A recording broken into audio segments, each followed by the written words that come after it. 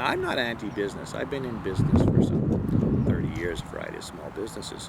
But I can tell you one thing for sure is that, like in the United States, Canada has the same problem, which is it's not the land of opportunity.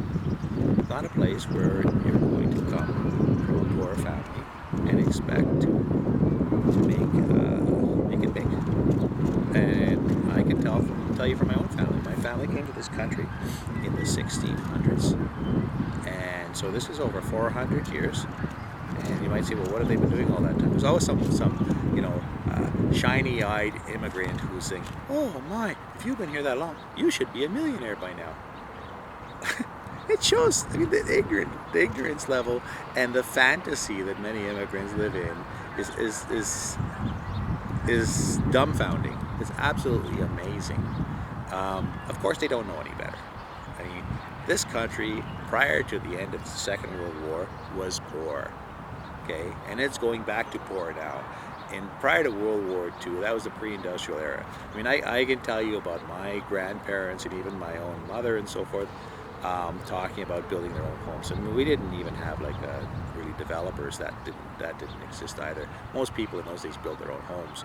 And when you go back far enough, I mean, when they were involved in the logging industry, which was in the 1920s, 1930s. For example, my grandfather used to go up into the woods in the north of the city. They survived. He had part-time work in the logging industry, which basically went on only in the winter. And he would be gone for most of the winter, for several months. And he had to make enough money to survive the rest of the year. So, and they had big families. My mother came from a family of 10 children. I came from a family of 4 children. And every following up generation only had an average of 2 children. And now we're down to maybe 1 or no children. I mean, it's very, very clear that this society is diminishing, that we are a Darwinian failure, an absolute failure in evolutionary terms. There's often discussion of survival of the fittest being applied to business, but it's not an accurate depiction, because I've read Darwin. The survival of the fittest is basically about biological and genetic survival. It's not talking about, screwing your neighbor and everybody else like some psychopath might lead you to believe, which is all too common in business today. We have way too many psychopaths running the show right now. It used to be that psychopaths were kicked out of the community, in all communities, going back to tribalism.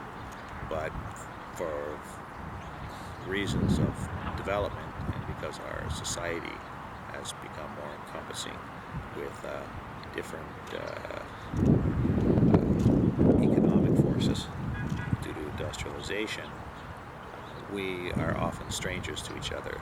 Therefore, we don't pick out the psychopaths as easily as we would have before. So all of this nonsense comes out to cover up the tracks of psychopaths about, oh, be positive, look on the bright side. The fact of the matter is, when you've got people who are scamming, cheating, lying, and stealing for a living, and then you have a government like we have now that covers up the facts, that covers up their dirty laundry, that doesn't enforce laws that they've created, then you have what's essentially a lawless society, which is where we've come to be today.